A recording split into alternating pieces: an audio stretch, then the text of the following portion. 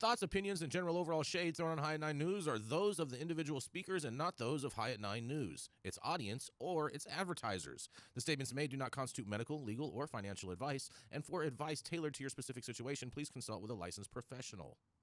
Welcome to the High at 9 News Hour, where you will hear from cannabis industry experts and professionals from around the country talk about important topics while shining light on global issues and discussing cannabis as it relates to politics, regulation and reform, data and technology, science, research and medicine, family and parenting, art, celebrities and entertainment, fitness, sports, mental health and wellness, and plant-based medicines and entheogenics.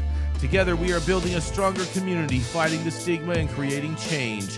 With your hosts, Jason Beck and Rico Lamitte, joined by special industry expert correspondents from around the country, and daily antics brought to you by Cannabis. Coming to you live every Monday through Friday at 9 a.m. Pacific Time and high noon on the East Coast. And thank you all for getting high at 9 with us.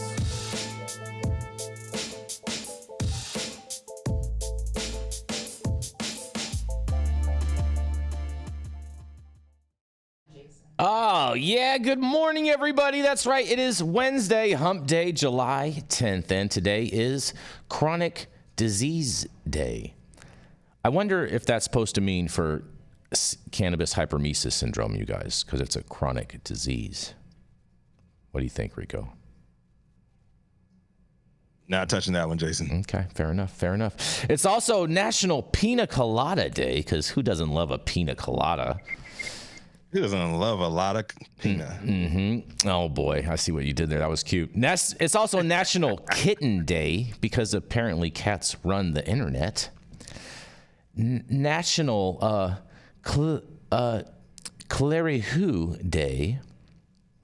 And that's right, you guys. It is 7/10. It is National Oil Day. So shout out to oil.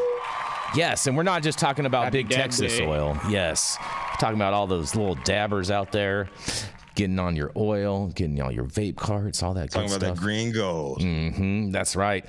Thank you all for joining us and getting high at 9 with us. It's also high noon on the East Coast. And please remember to like, share, and subscribe to us on all social media platforms. You can look up above or down below on your screen to see exactly where we live on the internet. And we are live every Monday through Friday on YouTube, Rumble, Twitch, Twitter, Instagram, Facebook, and on our very own website at www.highat9news.com. So welcome to anyone joining us from any one of those platforms.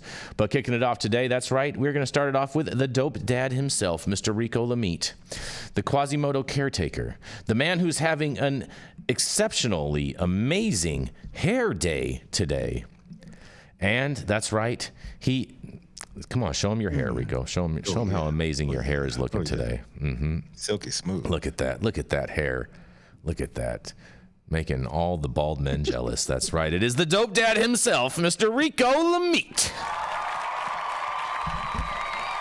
Well, thank you, Jason. Thank you, Jason. Mm-hmm. And good morning, everybody.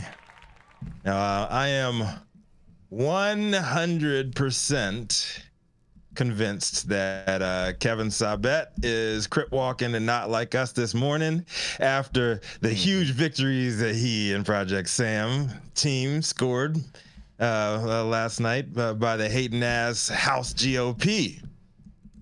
And I'll be delivering part one of a two-part story. It was updated by it will be updated by Sohum Shah because there was a major update to this story also this morning from Kyle Yeager. So Marijuana Moments, Kyle Yeager reported yesterday evening that a key GOP-led House committee has approved the large-scale spending bill that would block the Justice Department's desire to reschedule cannabis while also amending a long-standing rider protecting medical cannabis states from federal interference by adding new language to authorize and enhance penalties for sales near public schools and parks. Oh, not just public schools, schools and parks. Mm-hmm. But wait, there's more. Members also rejected an amendment that would have extended those protections to all state and tribal cannabis programs, including those allowing recreational use and sales. Now, any sane person would have thought that President Joe Biden's performance in life right now would surely be enough to make the GOP chill the fuck out for once, with all the fear mongering and dog whistles that they've become known for. But, here we are. Yeager reported that at a House Appropriations Committee hearing on Tuesday, the panel passed legislation covering commerce, justice, science, and related agencies, CJS, with a hostile marijuana provisions attached. The bill, as approved in committee, would block the Justice Department from using its funds to reschedule or deschedule marijuana, per Article A, Democratic-led amendment from Representatives Rosa DeLauro of Connecticut, the ranking member of the committee, that would have struck the provision and a number of other unrelated sections from the bill, was defeated in a vote of 20-30. GOP senators have separately tried to block the administration from rescheduling cannabis as part of a standalone bill filed last September, but that proposal has not received a hearing or vote. Yeager says that including such a ban in key annual spending legislation is a way for opponents to force the issue forward. However, it's far from clear that the Democratic-controlled Senate would go along with the proposal. Legislation as approved by the panel on Tuesday still includes a long-standing rider to prevent Department of Justice from using its funds to interfere in the implementation of state medical marijuana programs that has been part of federal law since 2014. But the committee added new language stipulating that the Justice Department can still enforce a section of the U.S. Code that calls for increased penalties for distributing cannabis within 1,000 feet of an elementary school, vocational school, a college, playground, or public housing. No shit. You can't smoke weed anywhere near the projects now. So, You've never been able to. We'll get to that later. The amendment prevents the federal government from imposing its antiquated cannabis regulations on states, and it's time the federal government keep up with the times and stop hindering progress, Lee, co-chair of the Congressional Cannabis Caucus, said. After multiple Republican members spoke out against the proposal, the committee defeated it in a voice vote, and no roll call was requested. Of course, it was Representative Dave Joyce of Ohio, another Cannabis Caucus co-chair, as the only GOP lawmaker to speak out in favor of the amendment. We should be empowering states to regulate the product how they see fit, and this amendment would help just do that. The disparity between state and federal policies have created a loophole that has allowed illicit operators to thrive and jeopardize public safety. It's time to close that loophole, make sure products are safe and out of the hands of youth.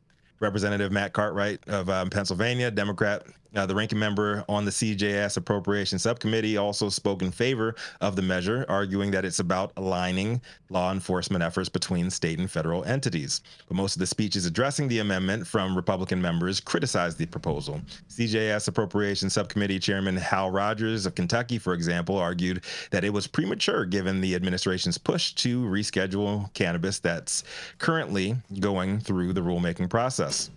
Yeager notes that what Rogers declined to mention is that he secured a separate provision in the CJS bill that would block the Justice Department from using its funds to reschedule or deschedule marijuana. Representative Andy Harris of Maryland, the dude that tried to bring a gun onto the House floor back in 2021. He got expelled. He did his time at juvie, and he is back. The natural vocal prohibitionist who has championed a long-standing rider to prevent Washington, D.C. from using its tax dollars to legalize cannabis sales, also opposed Lee's proposal. Harris argued that it would tie the hands of DEA to go after illicit operators in legal territories. As Lee pointed out in her closing remarks, however, the amendment is more narrowly focused on preventing federal enforcement against cannabis activities that comply with state laws, and so nothing would explicitly bar the Justice Department from working with state and local law enforcement to go after bad actors. The CJS bill also keeps intact another longstanding rider preventing Department of Justice interference in state hemp research programs. So they don't want you to research shit. They don't want you to sell shit. They don't want you to do nothing. Meanwhile, the Appropriations Committee is also taking up a spending bill on Tuesday covering interior, environment, and related agencies that has report language attached to addressing illegal cannabis operations on public lands. Marijuana on public lands. The committee is aware that trespassers illegally grow marijuana on public lands in California. These unlawful activities harmfully impact public water, soil, and wildlife. The committee supports Forest Service efforts to develop these tools to detect and eradicate grow sites. The committee directs the Forest Service and Bureau of Land Management to continue to operate with state, local, and tribal governments on survey, reclamation, and prevention efforts the maximum extent possible. Additionally, the committee directs each agency to convene and develop a strategy with the DOJ and Homeland Security to eliminate grow operations that are not sanctioned by state or tribal authorities, and provide a report to the committee on its efforts and the estimated cost for reclamation no longer than 180 days following the enactment of this act. Lots of stuff here, man. The House Rules Committee last month rejected multiple marijuana-related amendments to a series of spending bills, including proposals to ban certain federal agencies from testing job applicants for cannabis and prevent Border Patrol agents from seizing marijuana from state-licensed businesses. The Appropriations Committee separately passed another spending bill last month that was amended to remove provisions safeguarding banks that would work with state licensed cannabis businesses too. Members also reattached a section blocking Washington, D.C. from legalizing marijuana sales that was omitted from the base bill. So it looks like the GOP is intentionally fucking up the rotation here. Well, everybody else just wants to get high, or at least get their medicine. I don't even know what to say, man. This is the biggest block party that the GOP has ever thrown on any occasion, and it all stems back with Kevin Sabet and the Oracle himself, and just planting these seeds of saving the children. Nobody should have access to this. Nobody should have access to banking. Just get this shit out of here. So I don't know, man. Jason, I'm gonna leave this one to you, brother, because I don't understand the thinking behind this. There's a lot of chances for the GOP to score points here and actually get something pushed forward. Maybe not even what the Democrats wanted, but they didn't do any of that. They're just blocking everything, saying no to absolutely everything, and just, I don't know, man. It's terrible. So I'm Rico Lamitte, the dopest dad on the street for High 9 News, and I just want to understand what the fuck is going on here, Jason. I mean, in all fairness, these Republicans are following the rule-making process, which the Democrats are not in this whole rescheduling process. So shout out for them for trying to stop this rescheduling, because it's just going to be damaging to our industry, and we don't need it and don't want it. I mean, I'm calling bullshit on this. This is all posturing and pandering to their base running up to an election cycle. That they might have got that bill out of committee, but I'd be shocked if it gets out of the House and it's dead on arrival in Senate. It's not going anywhere.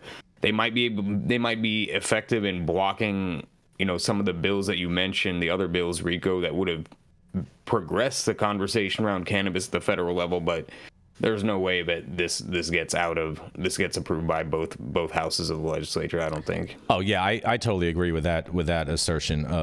Sohum, totally with you on that. The Senate operates on unanimous consent, and all it takes is one member of the Senate to throw an anonymous hold on a bill, and that bill is DOA and will never see the light of day. Yeah, and I'm going to give Kevin Sabet one little compliment here. Oh, look at this. Hold on. Can we get a sound for this? Can we get a sound for this, Millie? It's Kevin Sabet. I think that he is more politically astute than we are giving him credit for. Oh, he because is. I think 100%. He knows the same thing that we do, that this bill isn't going anywhere. So I'd be shocked if he and Sam are actually celebrating anything here. Mm-hmm. I feel like Kevin Sabet is the bizarro world Jason Beck. Yeah, and that's the only nice thing you'll ever hear me say about him. I thought that was awesome. Bizarro world, Jason Beck. Bizarro world. I mean, Kevin Sabet knows how to play both sides of the fence. That is for sure. He definitely is. is versed in the way of Capitol Hill and how to move around up there. That's for sure. I mean, he was a Obama era advisor. I believe Bush he was, Jr. too. Yeah, I think Bush he's Jr. served on many different administrations. Like he definitely knows Capitol Hill. Like, he's not a dumb person. He just has views and pushes stuff that none of us agree with it. I wonder if he really believes the things that he says. I really wonder. I don't think so. No, it's about money. It's definitely about that's money. what I'm saying. Yeah, exactly. Project Sam pays him to be their spokesperson and whatnot, and they raise millions. Who knows how much? Because they've never released their funding. They just like to threaten people on the internet with cease and desist for accusing them of taking financing from pharma and alcohol and tobacco companies, but. Again, we've never seen them release their donor list. I know some of their donors personally, and so I'm very aware of some of who these people are. That's no surprise to me. It would be awesome if it was unearthed that Kevin Sabet was a big stoner himself. This motherfucker's just getting. Oh, bro, he's just hanging out with Hunter Biden, fucking smoking. Yeah, he leaves these meetings. I was gonna say, I'd be like, if he's smoking anything, I don't think it's weed. I think he might be like you said, hanging out with Hunter Biden, and some teenagers hanging out with some fucking underage kids smoking weed in his car. Whoa, I'm gonna call it right now. That's my prediction. Yeah, I don't know about hanging out with minors. He's definitely smoking. He's smoking gas station Delta 8 vapes. That's for sure. No way, bro. He's he's hanging out. Maybe he's in Kentucky. No, he's in DC, bro. Hot boxing with his kids. Hold on, bro. He's boxing with his kids and the school nurse. He's in DC. They have self-certification. He probably sends his assistant over to the little trap store. You missed the joke. What was the joke? You know he lives in Virginia. You know he doesn't live in DC. Virginia is basically DC, bro. It's all like connected. I mean, I guess now times have changed. But there was a time not too long ago where getting caught with weed in Virginia was very different than getting caught with weed in DC. Bro, you are so right about that, which is one of the reasons that I would always I can fly remember into an Reagan. ArcView event about 8-9 years ago, an ArcView event, and that was one of the only times in recent history that I can remember being paranoid smoking a joint outside, because I was like, and of course, it's ArcView, so it's a bunch of rich white old guys and nobody else is sweating. I'm like, yeah, bro, like the only one of us here is gonna have a problem. I'm not buying Virginia, that one. As a Virginian myself, as a native Virginian myself, if you're ever in Virginia and you need a place to smoke, man, just go into the woods, bro. Everything goes down in the woods, man. Go into the woods. Mm-hmm. Go into the woods, bro. You got something to do. You don't need nobody to see you. Just hit the woods, man. There's woods everywhere in Virginia. That part is true, and you too can be a tree hugger. And on that, we're gonna roll into a commercial, and we are gonna be right back. Oh man, that was weird. Hey, you America. Do I look like Sean Connery?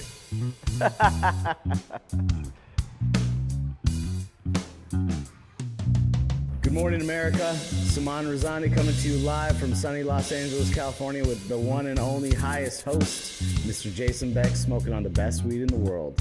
Did you know that we have an audio-only version of our podcast? You can find it on Apple, Google, Amazon, iHeartRadio, and Spotify. No excuses in 2024. If you haven't checked us out, check it out now. And also, check out what the Prophet's doing in 2024.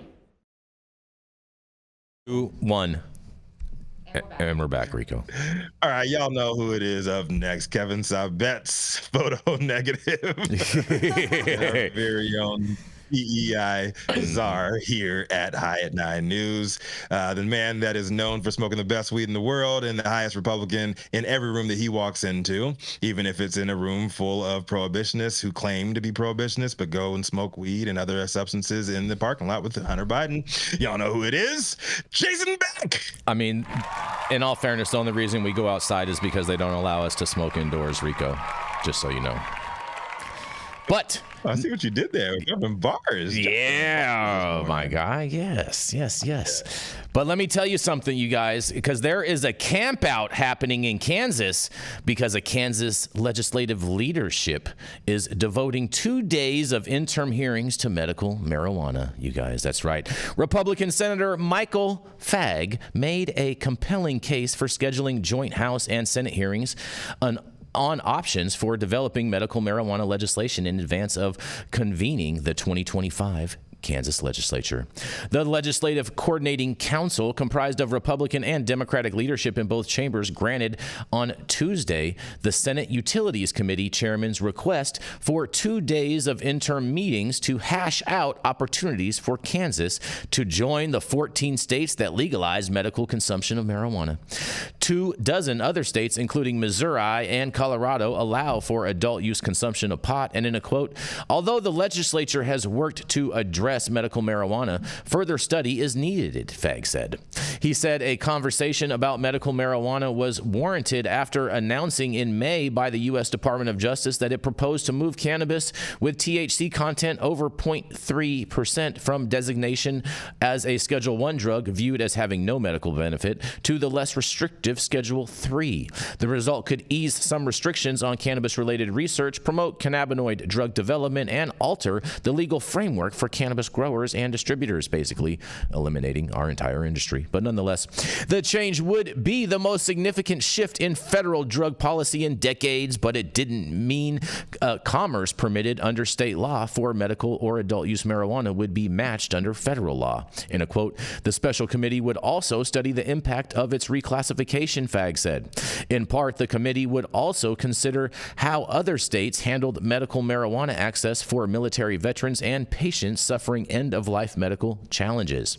Another element of the hearings could be the structure of CBD enforcement in Kansas. The Legislative Coordinating Council received requests from state legislators for 72 interim committee meeting days, but the council trimmed to the last 56 days of meetings. 1 day was approved for work of a special committee tasked with examining potential changes to case management services for Kansas with intellectual and developmental disabilities. And these services help individuals enrolled in Medicaid find success in their home communities. Senator Chase Blassie, Republican from Wichita, said the administration of Governor Laura Kelly may alter case management offerings in response to demands of the federal government. And in quotes, numerous concerns have been raised by our constituents regarding the direction of the administration appears to be headed on such changes, Blassie said. We believe that the legislature should exercise oversight in order to ensure that this vital service is not disrupted. Representative Brenda Launder, Republican from Wichita, requested 6 days but received 4 days for work of the Bethel Committee on Home and Community-Based Services for Medicaid recipients. A portion would be devoted to reviewing decisions by the Kelly administration to select 3 contractors to manage the $4 billion CAN Care program, serving more than 400,000 elderly, disabled, pregnant, and low-income Kansans, she said. A special House-Senate committee was allowed to meet 2 days to examine housing availability and affordability and the relationship of those realties to economic development, and the panel would produce recommendations for broadening ownership of homes priced under $200,000 in urban and rural areas. Other issues, including availability of rental housing and the status of fixed income seniors, would be on the agenda. The Joint Committee on Kansas Security was granted 2 days of hearings to drive into issues relevant to state employees, buildings, and infrastructure. And in a quote, such topics may include security protocols planned for the 2026 World Cup Games, said Senator Mike Patterson, a Wichita Republican and chair of the Joint Kansas Security Committee. 1 day would involve legislative tours of the Joint Forces headquarters at Forbes Field, the Kansas Department of Health and Environmental Laboratory, the rebuilt Docking State Office Building, and the Kansas State University campus in Salina. Meanwhile, the Jennings Corrections and Juvenile Justice Oversight Committee was granted 3 days to grapple with programs, activities, and plans of the Kansas Department of Corrections. The committee proposed to set aside time to study nursery programs for incarcerated moms and to learn about a program adopted in Nebraska.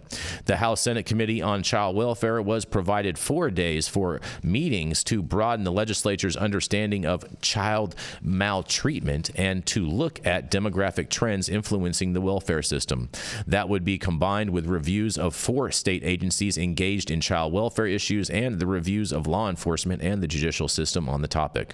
The Appropriations Committee of the Senate and House were given permission to devote 2 days to hearings on a salary study of employees at the university under direction of the Kansas Board of Regents at Washburn University in Topeka, Kansas. Will you guys? Well, it sounds like they are going to have a camp out in Kansas, and I wonder if they will bring Toto, their little dog, too. But nonetheless, I can't wait to hear what you guys have to say about this. This is Jason Beck for the High at 9 News Hour. What do y'all got to say? Sounds like we're trying to fix some redlining, which is nice. Hold on, Jenny. Hold on 1 second. I'm sorry. Hold on. Oh, man. Hold on. Go ahead, Jenny. My bad. I said it sounds like we're starting to address some redlining, which is nice. I want to hear Rico's opinion on that because I'm pretty sure we're probably aligned on that. Oh, we love some red lines. No, we don't love redlining. What? You don't love? Republicans definitely love some red lines. That's how they maintain power. Yeah. That's the wrong red line. Jason That's the wrong red line. We love some red lines. Mm-hmm. Yeah, I think it's a way too deep of a conversation for us to even get started on that red line and shit. Jenny, Beth, as you and I know very well. Have to be a teaching moment, Rico. We might not have that much time. Mm-hmm. Like, are they willing to learn? I don't know. I don't really have much confidence in Kansas, anything that's going on in Kansas, but at least they're having the conversation.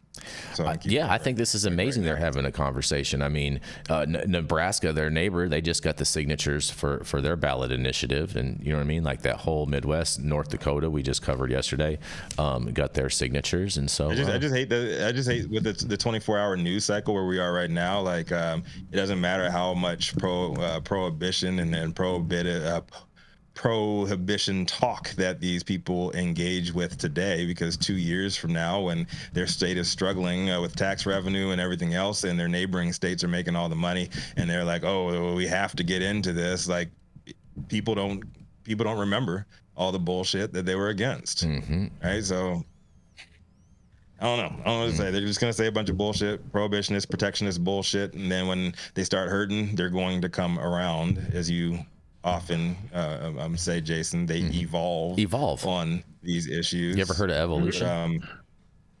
That's where evolve comes from. It wasn't too long ago that the GOP did not believe in evolution either.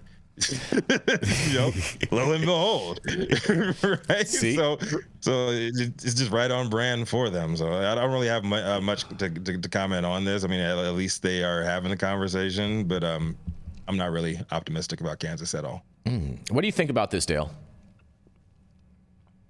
Well, like the previous story, our legislative branches of the government, including the federal government, have their head up their ass. They're really not getting much done.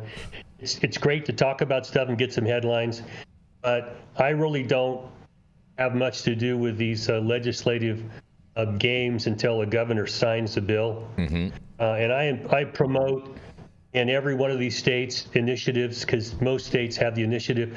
Let the voters tell these idiots in their legislature that they don't know what the hell they're talking about. This is what the people want. And stop playing games with us, because people are still being arrested, going to jail, having their lives ruined, and the traps right on the corner making a shitload of money. Yeah, shout out all the trappers in Kansas are getting some paper right now. Any thoughts on this, Rachelle? The Phelps family. I mean, I agree with the earlier sentiments. It's good that they're talking about it. I mean, Kansas and Nebraska, they're going to be some of the last to flip. So conversation is better than nothing. That's right. Conversations are better than nothing. They're at least having the conversations. And they're going to have a 2-day camp out. Do we think there'll be any fireworks involved at this 2-day camp out? No, there's going to be a lot of alcohol consumption and sexual harassment, guaranteed. Oh, wow. What about some hemp beverages? You think there'd be any of these hemp companies will be sponsoring and providing hemp beverages for this camp out? Cycling Frog, you guys showing up? Are they? Just saying. It's an opportunity for you to plug your favorite product, Jason. Yeah, I don't have a favorite cannabis beverage. Dissy Juice. Once there's a cannabis beverages that's sponsoring the show, then maybe I'll have a favorite. But until then, they're all trash. You know, are Donald Trump are the Bibles that Donald Trump is selling, are they written on hemp paper? You know, on that, we are gonna roll right into our next correspondent on that one. We are gonna roll right into Attorney Dale Schafer. He's the founder of Armada Law Practice, and at one point in time did some time for a cannabis crime. That's right. Here to show you how to piss up a rope and how to be a crazy T.O. Loco is none other than Mr. Dale Schafer. How do you piss up a rope? Good morning, everybody. Good morning. Once again, it's Tio Loco, and I'm unsupervised and off his meds. Off my meds. Yeah. My story today comes out of New York, and it involves an Illinois company called American Smart Cities, and their CEO, Thomas Bowling, who is alleging in a complaint filed in New York that the Dormitory Authority of the State of New York, the Office of Cannabis Management, the CEO and president of the Dormitory Authority, another guy, this guy's name's Ruben McDaniel, and another guy, Emery Alexander, who was the liaison to McDaniel. But this company was hoodwinked, and the named defendants here were demanding kickbacks, and when they refused to do that, their work in New York was torpedoed. They lost their work in Illinois. Now, this company, what it does is it uses AI and cameras to monitor. Now, this is, 1984 shit, so those of you who don't believe this is happening, you should read about this. What they do is they call it pole work, and this is not strippers. Hey, Rico, you have to go visit some pole work one of these days. But this is not that kind of pole work. They put up cameras on poles, and they put up cameras in other secure areas in the city of Illinois. The state of Illinois, they're making a bunch of money there. And they were approached by this guy, Alexander, who claimed that he was the spokesman for McDaniel, and that McDaniel was able to give no-bid contracts in New York. And they wanted to come in and put up poles around universities with the State University of New York, the City University of New York, and also to do like 300 cannabis companies and put their cameras in and use their patented AI material and, their intellectual property to be able to have safe spaces on universities and to provide camera security for cannabis businesses. Here in California, we have to have them, so that seems like it's straightforward. But the part that gets a little sketchy is the claim that they were offered no-bid contracts for this. And the quid pro quo, at least as is alleged in this complaint, is that we want to have money, we want to have employment, we want to have ownership. And the allegation is that when these bureaucrats realized they weren't going to get shit from this company, they jerked the contract. Now, the complaint was filed in New York, but the two named defendants, one's from Arkansas, and I can't remember where the other one's from, but they're not from the state of New York, which makes you wonder how in the hell these guys have such positions in the state of New York if they don't live there. But that's a whole nother argument to make. These two guys, they removed it to federal court. Now, what that means is that this state case about, kickbacks and fraudulent representations and things like that in the state of New York is going to have to go to the federal level. And I'm not sure what that's going to mean for this case. And the petition to remove pointed out that all these allegations have been looked at internally by investigators in the state of New York, and they found them to be groundless. Now, that seems like just a shot back that you're pissing up a rope here, but I don't know where this is actually going to go, because these are only allegations. But as I was reading this, I'm thinking, well, I've met with a few people who claim to be officials or affiliated with officials, and they wanted jobs and they wanted consulting contracts, and so it didn't surprise me a bit. But I want to point out these are only allegations, and they haven't been answered yet. The petition to remove was not an answer to the complaint. Now, this is a verified complaint, which means this guy Bowling claimed all this he put in here was true, which means it limits the way you can respond. Now, one of the things that jumped out at me, and this may be a little geeky, is that American Smart Cities Incorporated is an Illinois corporation. This guy Bowling is their CEO. Now, in small claims court, you can send a representative for your business that isn't an attorney.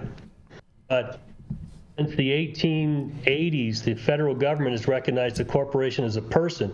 If you're going to appear in court for a person, you need to have a license to practice law. So that was one of the things that jumped out at me. Like, how in the hell is this guy able to file a complaint on behalf of a company? He may basically own all the shares, be the director, and blah, blah, blah. But he filed on behalf of this corporation. So I think he's going to have to get himself an attorney here at some point. And I don't know if that's going to change the calculus. Now, what they're asking for is $300 million from the Dormitory Authority, the Office of Cannabis Management, and these two individuals. I want to emphasize again, this is just an allegation. But for anybody who's done any work around government, you know that these parasites exist all over the place that want to come in and help you get something from the government, but there's a quid pro quo they want to keep kind of silent. I'm not saying that's what happened here, because I don't know, these are mere allegations, but this is another one of the scenes from the shit show going on in the state of New York right now. And I hope it's not true. And if it is, I hope they get the shit slapped out of them. And I'd like to see a couple of people go to jail if this is true. But again, I emphasize these are only allegations. I'm going to throw this back at you all to get your input on what seems like kind of a slimy set of circumstances coming out of New York. And I hope this isn't true, but man, if it is, I did 5 years for trying to give sick people weed. What would these people get for milking somebody out of millions of dollars? Back at you guys, what do you think? I'll tell you what they're going to get, Dale. They're going to get a promotion because it's New York. That's what they're going to get for milking all this money. That's right. They show that they can do it now, that they can be effective and whatnot, and that they can get the money and get away with it. And they're just probably going to get a lot of cover. And we covered this story initially, I believe, on Monday. And so it's fantastic to have your legal opinion on all of this, Dale. And we do love slapping the shit out of I mean, it is business as usual up there. I mean, there's two ongoing federal corruption cases in New Jersey right now, and I mean, I listened to an interesting podcast about those cases last night, and one point that they made is that this business as usual, as it's existed in New York and New Jersey and a lot of these states, is completely independent of party. Right now, yes, they are both Democratic strongholds, but Republicans have had party bosses, an equal number of party bosses building local political machines and heavy corruption on both sides of the aisle for a very long time. So, I mean, Dale's right. These are allegations. We don't know for sure whether they're true or not, but unfortunately, based off of history, they're very believable. Exactly. Yeah. Was it Tammany Hall? Were you listening to? What's that, Dale? Well, this goes back to Boss Tweet and Tammany Hall, the corruption in the state of New York. And it exists in government everywhere, basically. California struggles with overtax and overregulation. New York struggles with having your pockets picked by politicians and their fellow travelers. None of this is making this industry any easier to be successful in, and it's just a shame. I hope that somebody steps in here and spanks some people, but you know, the problem is this is like a waterfall. You know, how do you stop the waterfall without cutting off the entire river? And I don't know how they do this. The corruption seems to be so entrenched in some of these states. It's just hard to watch, especially as your friends and colleagues go under trying to compete in these states and watching the slime go on all around you. Yeah, and I mean, I think maybe, you know, as an emerging industry that has a lot of opposition to it, engaging in these corrupt practices, we're always going to have a bigger target on our back than maybe what would otherwise be tolerated. I mean, I think it's easier to get away with Well- in our sector. I think it's happening in all sectors of government. I mean, look, we have it happen in Las Vegas. We've had it happen in California. We have a governor standing there talking about water conservation while owning interest in a cultivation on the watershed in Mendo. I mean, I think that if you look and follow the money, that it's happening kind of everywhere. It's maybe a little easier to squeeze by here because we're new and everyone's focusing on how do we regulate, how do we do this, how do we throw these programs into place quickly. And so maybe there's not quite the system of checks and balances there need to be to shut some of these things down more quickly. Yeah. Also, too, I mean, Well, and a door fell off a Boeing airliner, and you wonder who got paid to allow them to self-regulate that kind of shit before somebody got sucked out of a window and got killed. Yep. And even then, they pay a fine and no one goes to jail over this kind of stuff. You're right, Jenny Beth. This is all over the place, and it's unfortunately American politics, and it's kind of nauseating. People should all smoke a joint to deal with the nausea from this crap. Or since it's 7:10, maybe take a dab of oil. There it is. There you go. Today's my oldest son's birthday, 47. Today's your oldest son's Shout out birthday. to What's his Jeremy. name, Dale? Birthday. Name's Jeremy. Jeremy. Happy Owns a birthday, music Jeremy. store Yes. in Garden Valley. In Grass Valley, California. He's a musician, owns a music store. Shout out to my boy. Yes. And Sohum, what was that podcast that you had referenced earlier that you said you were watching? So that way, if people want to check that out, they can reference that. Let me tell you. Yeah, it was. Was it called Today Explained?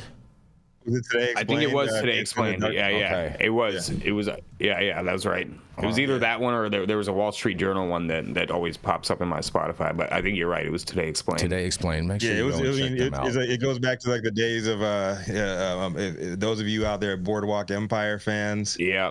like how that shit was broken down. Right? Nucky Johnson was his real name. Oh, yeah. Yeah. Boardwalk Empire was amazing. It's a great show. That was a great show. Yeah. Yeah. Yeah, like pretty much it just goes to show, man. Like this whole corruption shit. Like it's ingrained in American politics. It's American. Corruption is American. It's what the house is built on. That's right. It's what the house is built on. Yes, I mean, really. And Citizens United just kind of blew a top off of it, but it's always boy. been around. Oh boy, we're not going into that. We're going to go right into a commercial and we're going to be right back. The Control Tower from Highly Educated has perfected the dab. Utilizing the concept of thin film evaporation, you can waste none of it and taste all of it.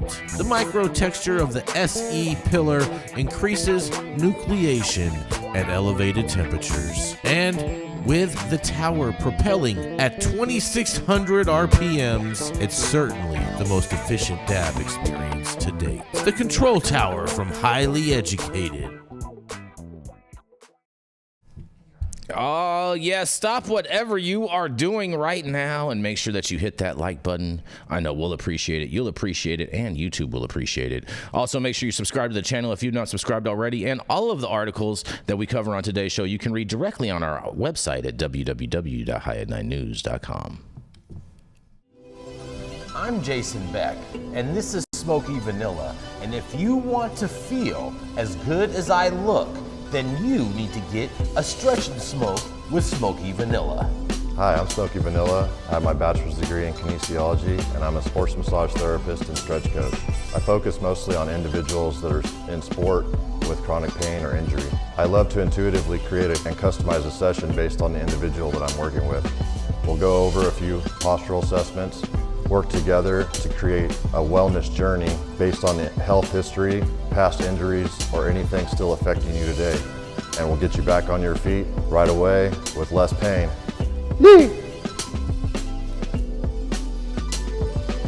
We're about to stretch, and then we're gonna smoke, because we're gonna get on our stretch and smoke.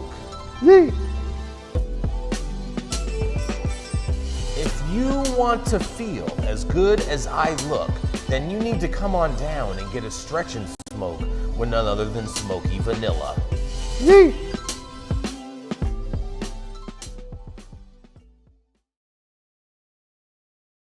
Oh yeah.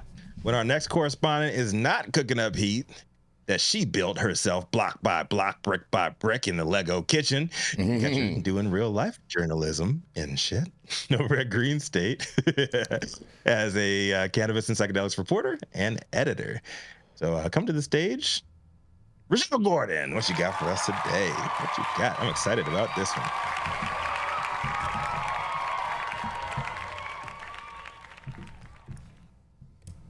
I am muted. No, okay. Hey guys, happy to see you here on 710. Can you guys hear me? Yeah. You're good. Yes. Yeah. Happy 710, Rachelle. Thanks. Yeah, you get to see me here on Wednesday instead of Thursday, and I am here to talk about the California State Fair Cannabis Awards. Now, this time my story is coming from Cannabis Business Time. Shout out to those guys.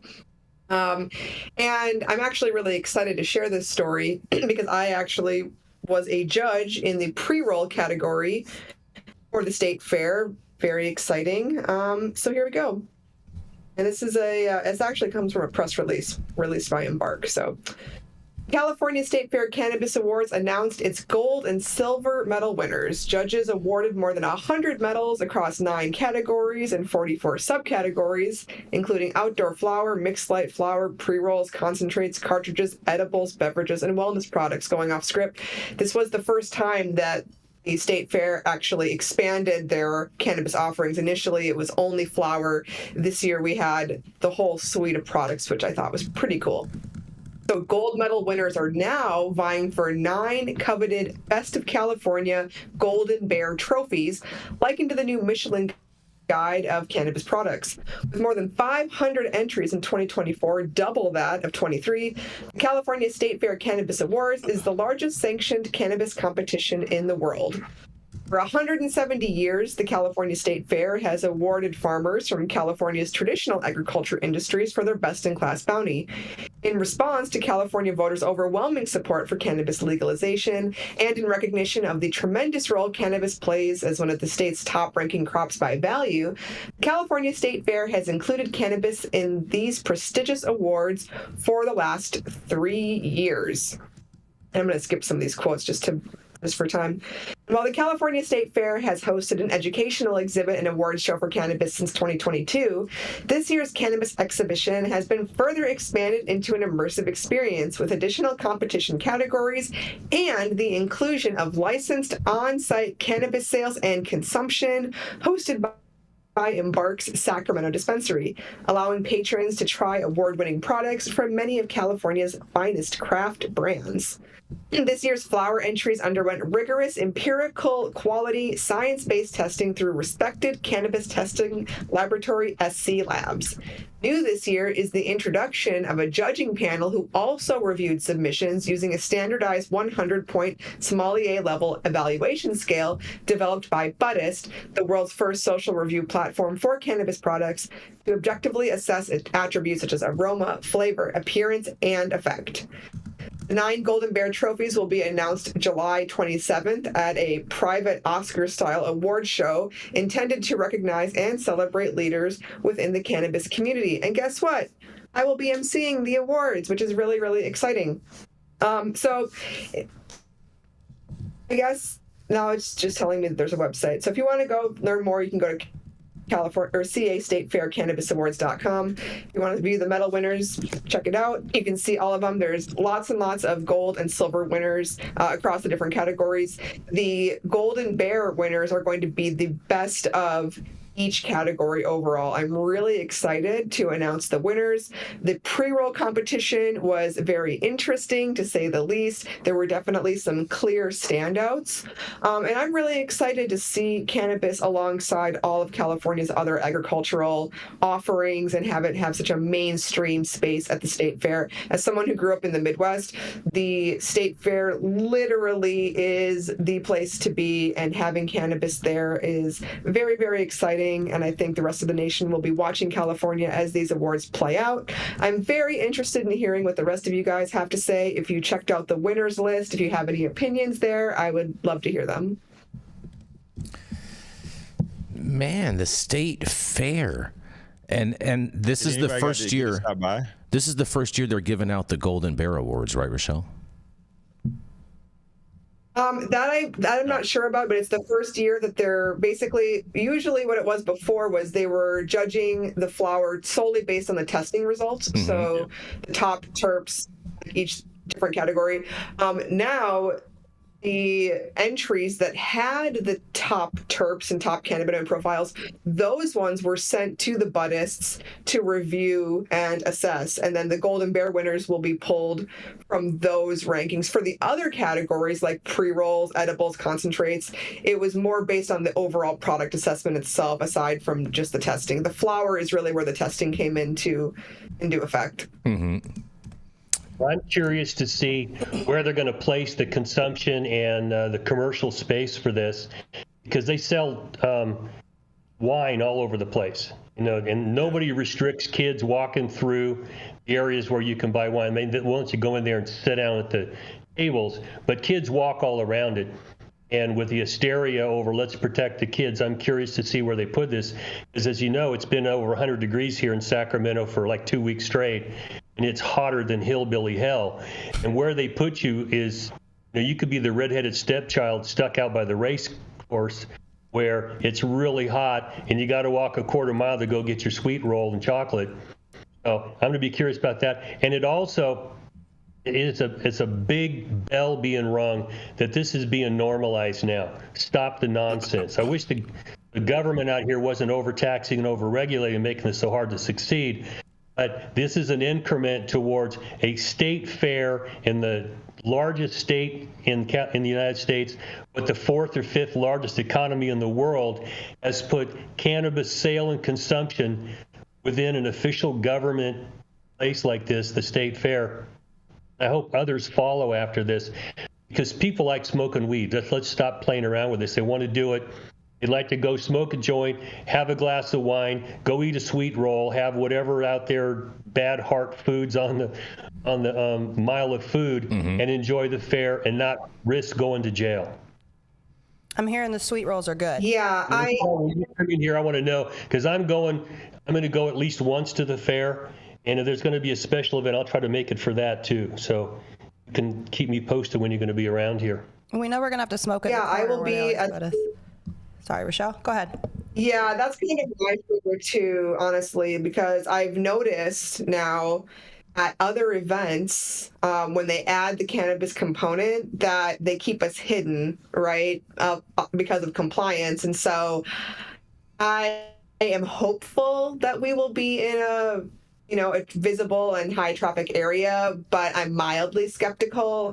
At Cali Roots, we were kind of hidden behind this wall, and so nobody really knew we were there, but there was another area where you were more than welcome to consume out in the open. I think it's the sales that throws the wrench in everything. So, but I mean, to Dale's point, it's really exciting to have it no matter what, and it's just a step in the right direction.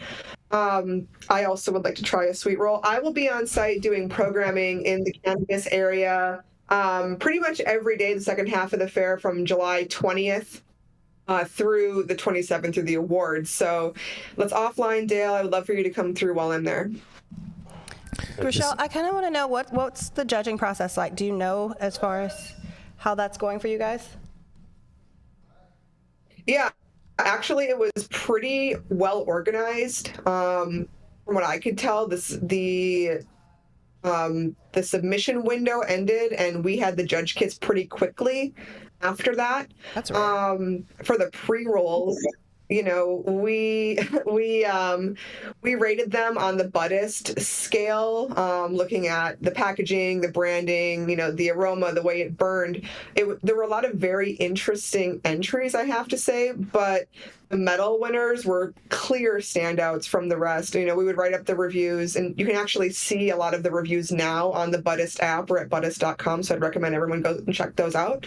But for the pre-roll team, I have to say that, we were all pretty aligned on who we thought should win. There was a little bit of debate about some of the silver medal winners, but we all, when it came to the gold, it was standout for sure.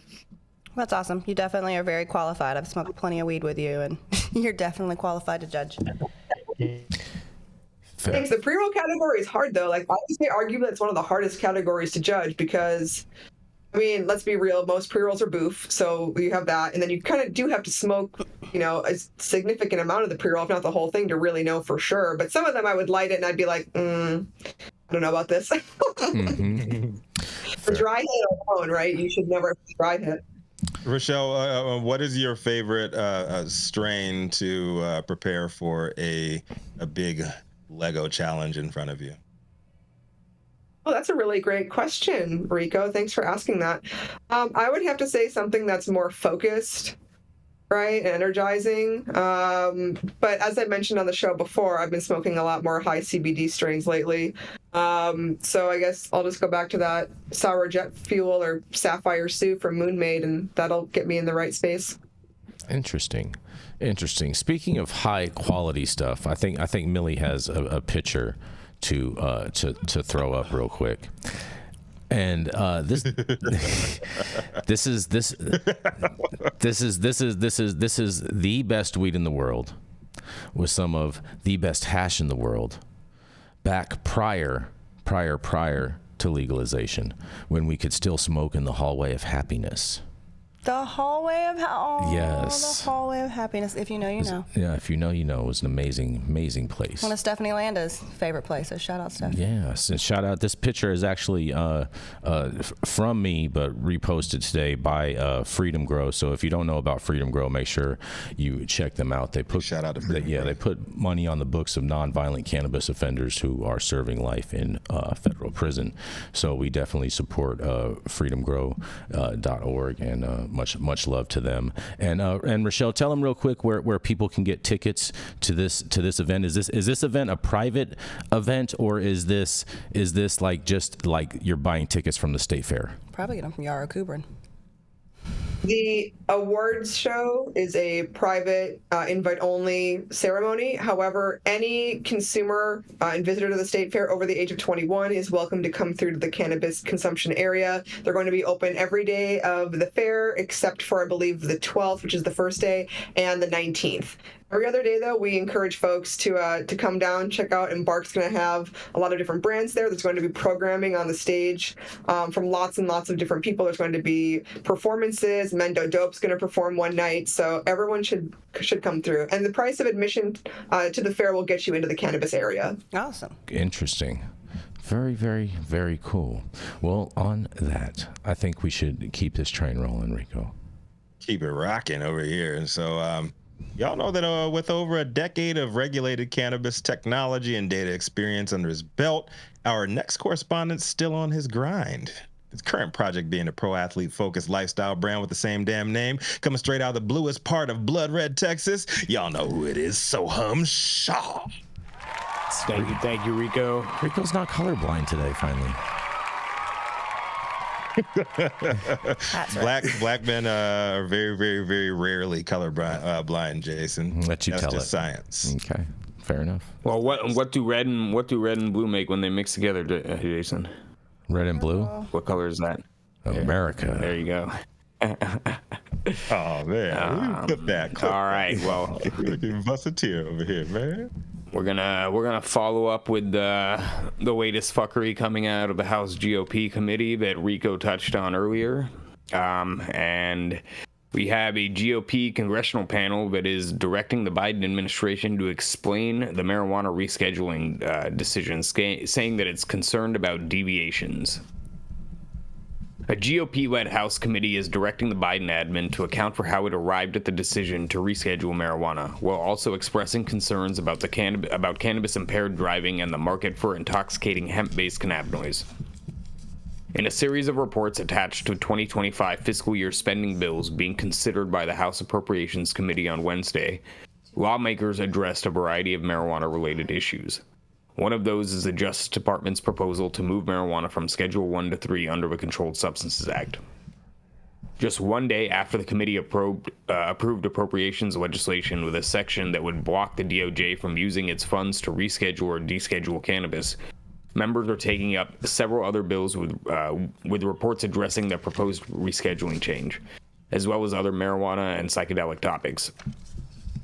In the report for Agriculture, Rural Development, Food and Drug Administration Appropriations Bill, there's an explicit directive for the U.S. Department of Health and Human Services Inspector General to explain to Congress FDA's 2023 scientific review into cannabis that led to this Schedule 3 reclassification recommendation. The report would need to look at deviations from the historical analytical process, justifications for the policy change, the decision to compare marijuana to certain drugs over others to reach its conclusion, and more.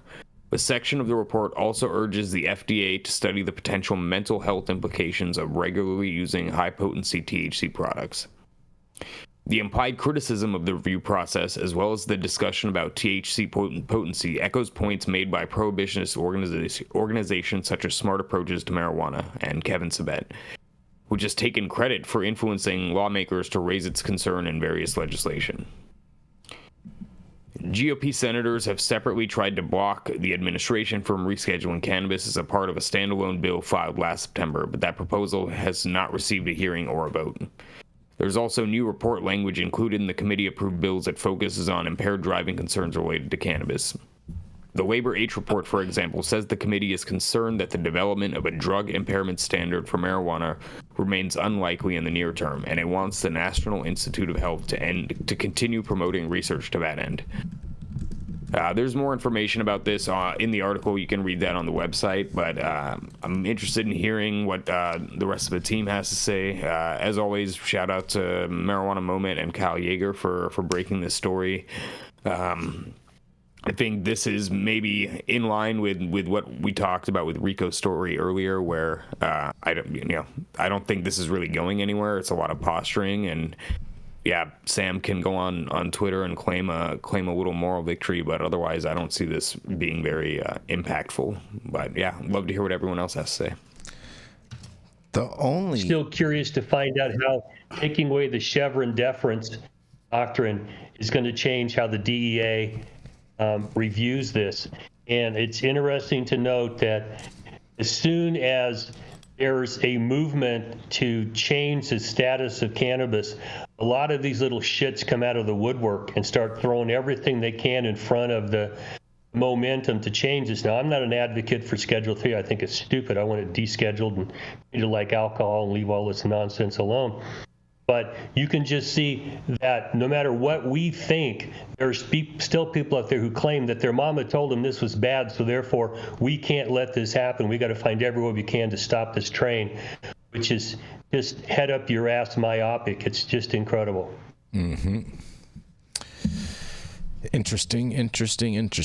Like I said, I ultimately I don't think Biden will explain himself, because he hasn't for anything else, and I'm not even sure. Unless it's on a teleprompter, right? Yeah, exactly. Yeah, exactly. Unless it's all totally staged, in which maybe they'll bring like the AI robot so they can, come out. Yeah, the teleprompter contact lenses are no longer working. Mm-hmm. So, oh man. So I don't know what they're gonna. What they may need to do. They may need to reach out to Elon and get him maybe one of those Neuralinks. Maybe that will help. Oh yeah, then Joe could just speak through him without having to stick her hand up his butt. Oh man, that's actually like an excellent recommendation. If you got Joe Biden and Neuralink, you know how dope he would. That would be the ultimate. We'd be able to understand what he's talking about. Yes, like that would destroy Donald Trump. I don't think you should recommend that. Jason, because if we got some coherent language from Joseph Robinette Biden, then but if he did, Rico, though, we could call the election man versus machine. That's true. Never mind. That was about to be a little disrespectful for a sitting president. I mean, imagine if you could give him the Neuralink and program it to be on like Trump mode, and then have them debate. That would be pretty interesting. Oh, if there was a Trump mode setting on the Neuralink, that's funny. It just talks about his golf. Would that make Donald? Would it be Donald John Henry Trump? Is that what we're gonna call him now to pander more to the black vote? So you battling the machine. Wow. Are we going with this thing? Yeah, we're not going there. We're trying to have a happy 710 today. We are, Rico. It's a dab day, bro. That's happy to me. It's dab day. Y'all get all sensitive today? No. We got an Oreo on stage, man. You know what I'm saying? You guys are so hungry cute right now. You guys are fun. Oh, we are an Oreo. Oreos are good after you smoke a bunch of hash, Rico. Double stuff. No, we're single stuff now. Jason lost all that weight. Oreo. Oh, man. That's true. Cute, you guys. You got this last commercial, Jay? No. We're going to roll into Jenny Beth. We are finishing producing our fourth commercial right now. So that hopefully we'll have that out by like Monday is what we're hoping for. But we'll see. All right. Well, here to deliver her story with the appropriate amount of Southern spice and sauce. Y'all know who it is, the conservative mind behind Cannabis Consulting and the juice that drives Justice Serve. Bring us home today, live in the studio with Jason Beck, her conservative cohort, Jenny Beth Dills. Oh, man. I'm actually really excited about this story. I spent some time in Hawaii in February and got to speak with the House representative as well as the Senate on this topic. So this makes me happy. All right. Hawaii governor signs bill creating expungement task force that's expected to consider marijuana conviction relief. Hawaii's governor has signed into law a bill to create a task force charged with crafting legislation that would expunge certain criminal records, likely including some past marijuana arrests and convictions. Governor Josh Green, a Democrat, signed the so-called Clean State Expungement Task Force bill on Tuesday, a day before a signature deadline for measures passed this session by lawmakers.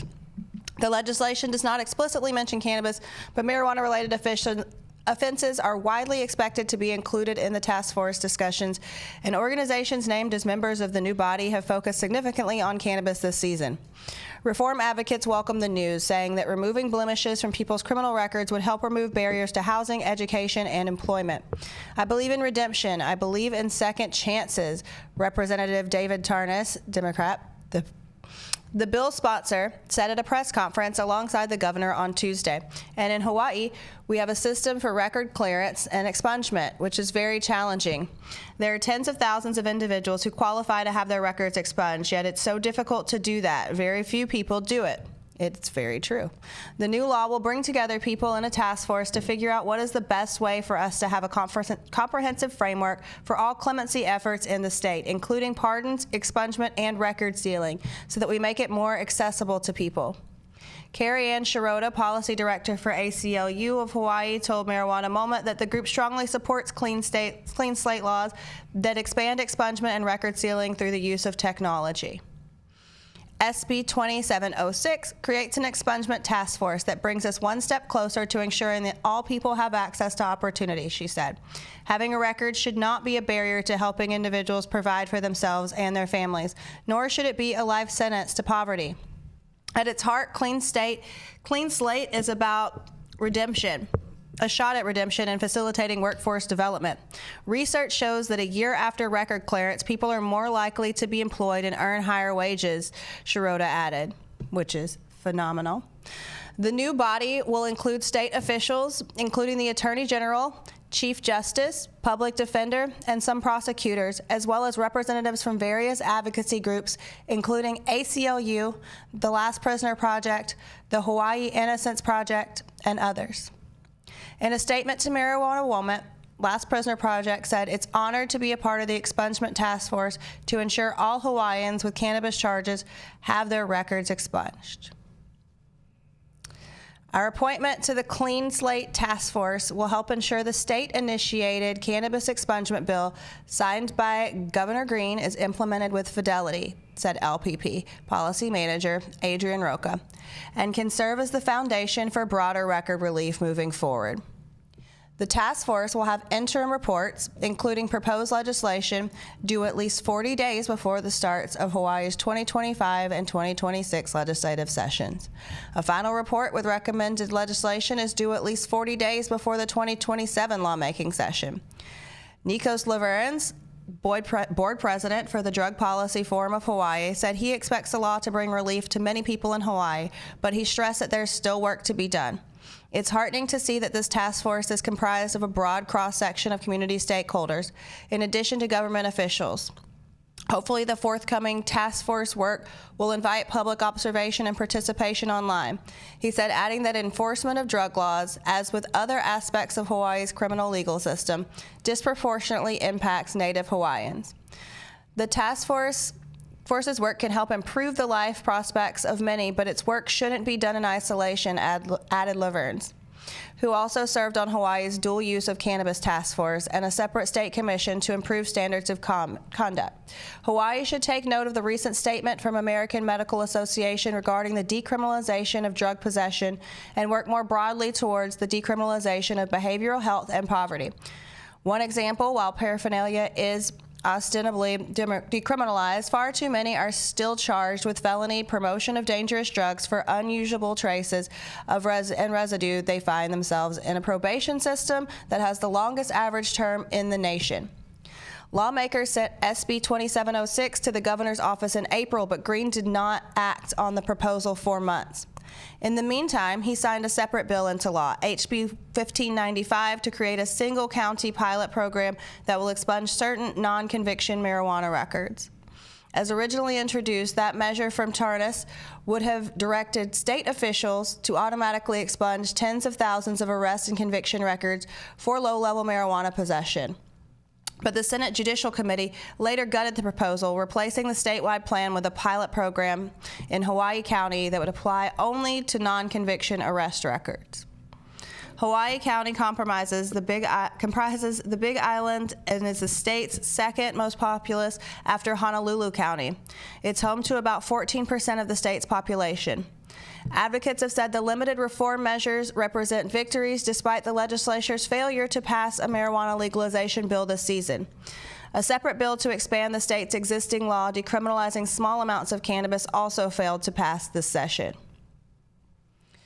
Following the failure of the broader legalization push, Green said in April that he has a possible solution to the situation, vastly expanding the Hawaii's existing medical cannabis system to allow people to register based on any health concern, rather than needing to have one of the specific lists of qualifying conditions.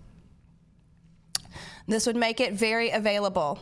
That's marijuana for those who choose it in their lives, the governor said in an interview with Hawaii News Now. And it would still keep kids safe, which has been everyone's priority. Think of the children, Jason. At the same time, Green reiterated his support for full recreational legalization. I think for adults who can responsibly use marijuana, it should be legal, he said.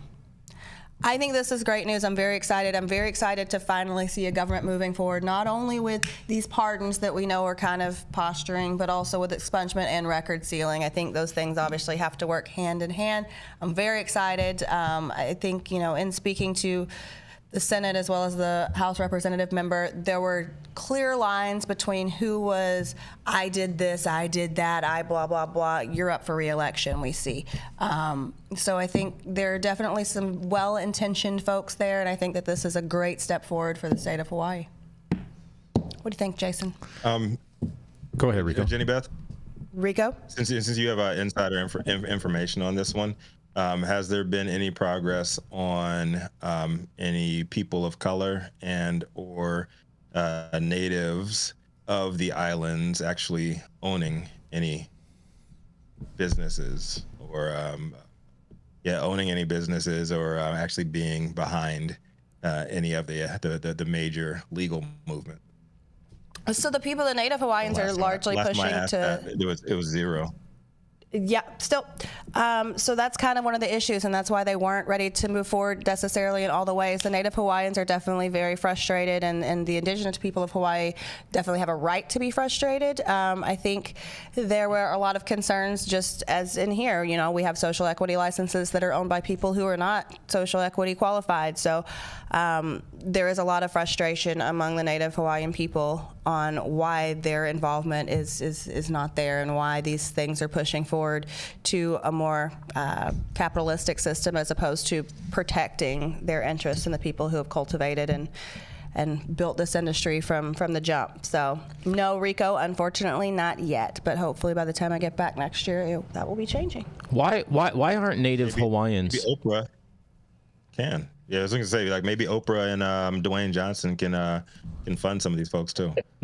Well, Put it out there. Why aren't Native Hawaiians treated similar as Native Americans as far as given a certain land or anything like that?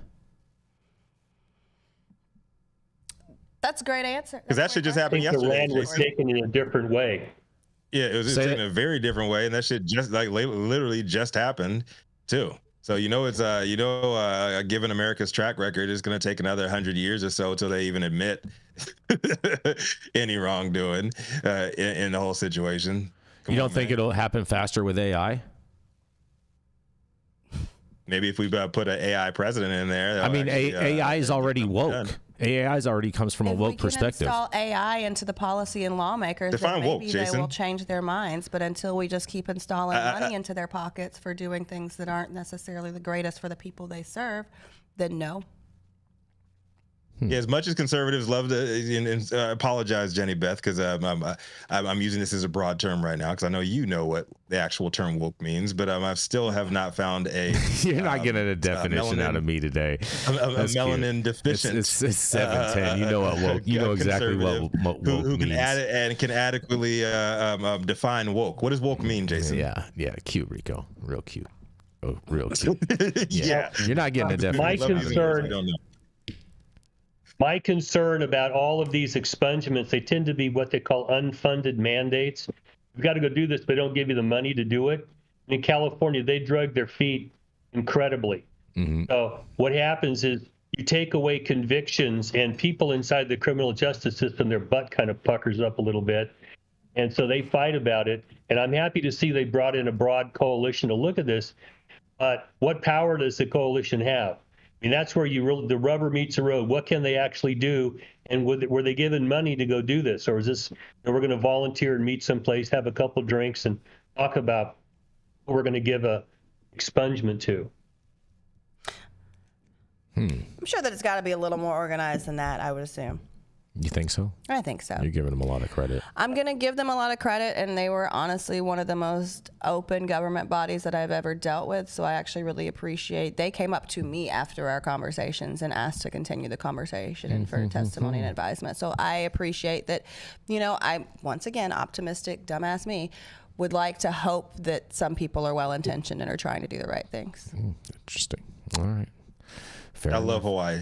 I just absolutely love Hawaii. I'm not a big outdoors person. I'm not a big water person, but there's something about Hawaii, man. It just like makes me feel like I'm at home every time I go there. From the people to the atmosphere, spirit, Rico. like all of that shit. It's because you're on an island, Rico.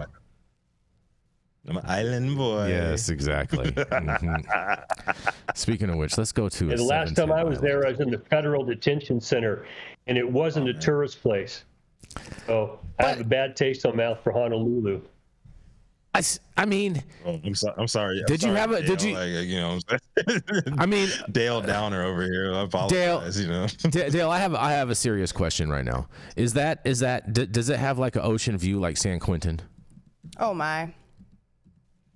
Not where I was housed. So you're looking out on. Is it like in the middle of the island? Low-income housing. Got it. It was right next to the airport. How was the food? Shitty. Still shitty. Oh boy. A lot of sweets for calories. Oh, we're going to feed you nutritious food. Here's chocolate cake and other shit. It's just incredible. Mm-hmm. Those peanut butter and honey sandwiches. I want to go back, but I want to only go to another island, the Big Island or Kauai. I've been there a couple of times. I don't want to spend any more time in Honolulu. I got a bad taste in my mouth for that place now. Fair enough. Yeah. Thank you, Uncle. That's pretty understandable. Fair enough. Just go to Maui, Dale. You'll be fine. Have a great time in Maui. And there too. That's Hana Highway. Yeah. Good place. Yeah. Are they big time welcoming tourists again in Maui now? I don't know how the rebuilding effort has been out there. I don't know, but shout out to everybody. I saw something, but there. they started breaking ground like last week on some rebuilding some of the people's houses, which is a good sign. On Oprah's land. I know insurance companies love to drag their feet on that. Yeah, I will always have jokes. I always have jokes for Oprah and The Rock on that. But I did read a report from local Hawaiians saying that they put up a lot of fucking money There's like 60 million actually came in from their efforts. So like after the dust settled from all of that, all of their miscues with communications and shit like that, like 60 million came in, and they pledged 10 million themselves. So I really hope that the rebuilding efforts go well for the people, and it's not just a cash grab for developers out there. Hawaii Sustainable says Maui is their island, and essentially, please don't come there. They're carjacking folks. Whoa. Still. So maybe let's stay away from tourists maybe not Maui, Dale. Don't listen to Jason Beck. Anywhere I'm at, I'm a local at, so I'm not worried about none of that shit. Well, I'm not riding with you. Don't. You can walk. Yeah. You can walk. Take a cab. Order an Uber. Illusions of grandeur, right? Yeah, exactly, Dale. On that note, yeah.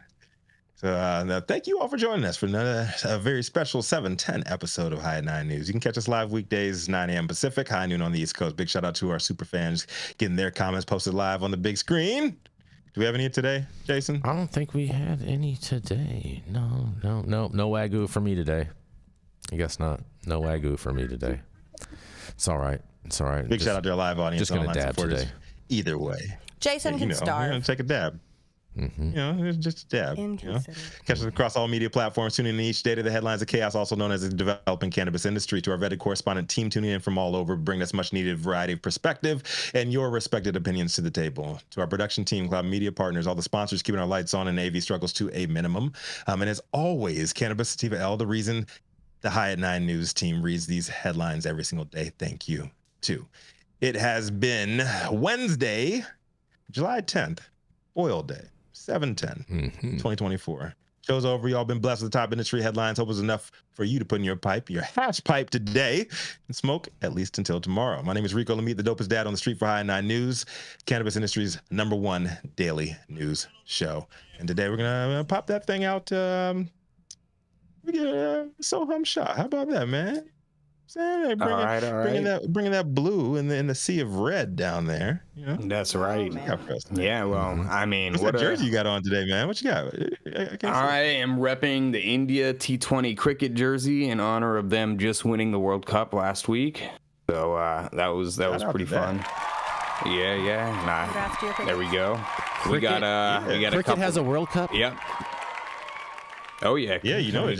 Cricket World Cup is huge. I'm sure it is. I mean, if you watch an India Pakistan World Cup cricket match, probably has like 2 billion plus viewers.